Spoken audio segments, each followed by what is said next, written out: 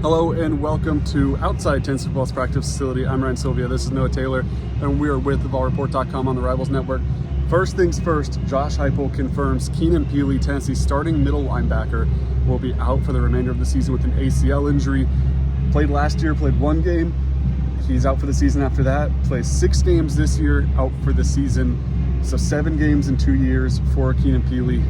How big of a deal is this for the Tennessee defense? Yeah, I think it's big in terms of what you're losing as a leader. A guy, played a lot of football at BYU and just never was able to kind of do that here at Tennessee because of the injuries like you just mentioned. And, like we talked about, it was something you kind of could read the writing on the wall Saturday night with the way Josh Heupel kind of talked about it with, seeing Keenan Pili on the sideline coming out of there after that injury in the first half. You kind of felt like bad news was coming, and obviously he confirms it today. But so I think from that aspect, obviously a guy that's been taking the lead on the in-helmet communication and things like that. So as far as losing a leader, I think it hurts Tennessee. But I think the depth is going to come in key here for them. And they talked a lot about it in the offseason. They've had a chance to rotate a bunch of guys in there. I think when you look at when that injury happened, it's a little bit of a benefit for Tennessee because you were able to give a guy like Jeremiah Thielander, who's played a lot of snaps this year, but play significant snaps in an SEC game at home on a big stage that was very close, obviously going down into overtime. So I think that helps Tennessee. I think the depth's going to help. We're going to see, how much that has paid off here. And now it's not like, 1 or 2 weeks in. There's been 6 games where guys have had a chance to get on the field. So I think that'll help. But as far as losing a leader, that's Tennessee's biggest loss on that side of the ball. Jalen Smith, another guy that kind of got in the fold a little bit during that Florida game and was able to get some snaps in. Caleb Perry remains a guy that they like, that's rotating in a good amount. I'm curious what they do with Edwin Stillman, obviously a freshman. He's played in just 2 games so far.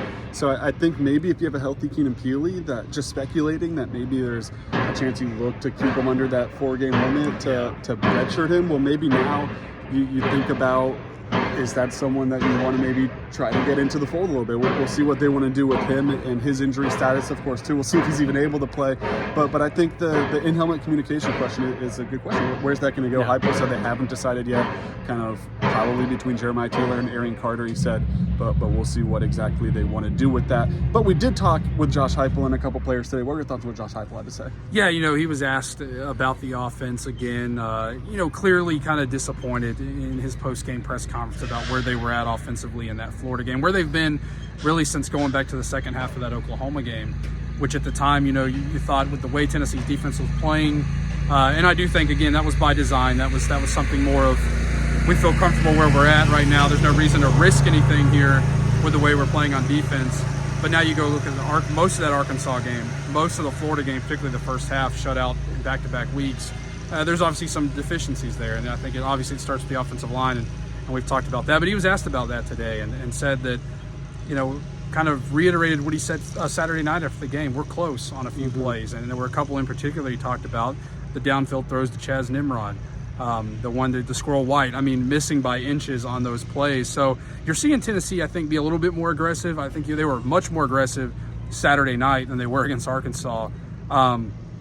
But again, maybe we're talking Tennessee wins regardless, obviously, but maybe we're talking about a different offense today. Sure.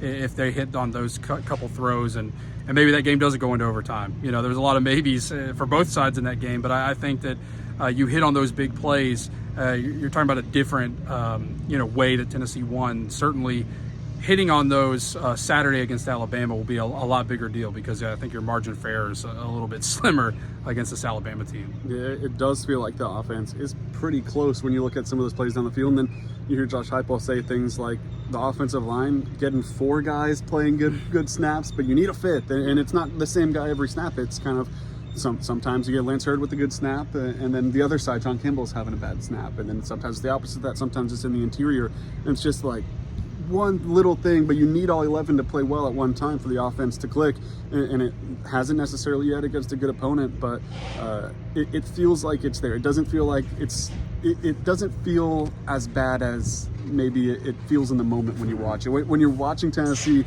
get shut out in the first half in 2 straight games, obviously that's not good. Yeah. And it kind of feels like a disaster in the moment, and then you kind of go back and rewatch again. It's like they're so close in some of these spots. If Nico doesn't fumble in that first drive of the game, which is on Nico, but if he doesn't fork over the ball there, maybe the offense starts to get some life in it and things look different. The first half has won. It is a bunch of ifs, and it's not a game of ifs. It's a game of what you do on the field. But I don't think that it's like it's not good right now. But I think that the fix is there. I don't think that it's unfixable, I guess, is what I'm trying to get at. But it's going to be a big test this week, and it's going to be a big test going forward. You don't have too many more games where you feel like you can kind of play subpar football and still get away with a win. I think you're going to have to play really good football on both sides to win pretty much every game outside of UTEP going forward. Players, we talked to some of them as well. What were your thoughts on what they said? Yeah, we get two defensive guys today, in Christian Charles and Will Brooks, and you're getting a team again with a dual threat quarterback, and it seems like Tennessee hadn't gotten a break on that, but they've done well containing guys, and they have yet to play a Power 4 team. I think, even counting NC State, of course, that mainly I think had a lot more to do with the score.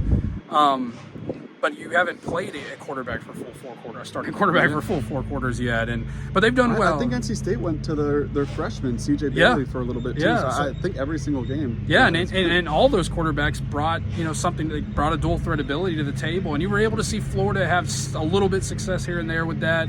Taylor Green had a little bit as well.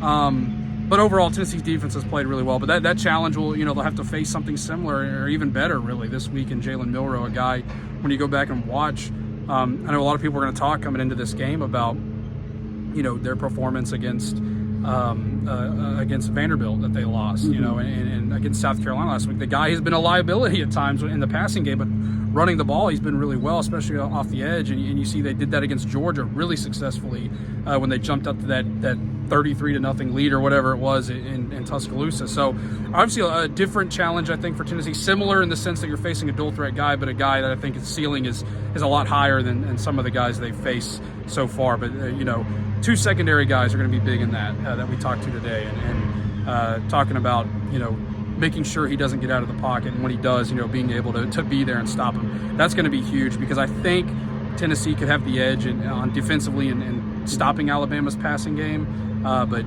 it's going to be the things that break down, him getting out of the pocket. If you're able to stop that, I think that makes Alabama, and that's easier said than done, but I think that makes Alabama a little bit one-dimensional. Yeah, I think Tennessee did a pretty good job against DJ Lagway, Graham Mertz, in containing them and not letting them run wild. There are some issues at times where maybe you lose contain a little bit that have to be fixed for Jalen Milroe, who is the best dual threat quarterback they'll face all season, really. I mean, he's maybe the best true dual threat quarterback in the country.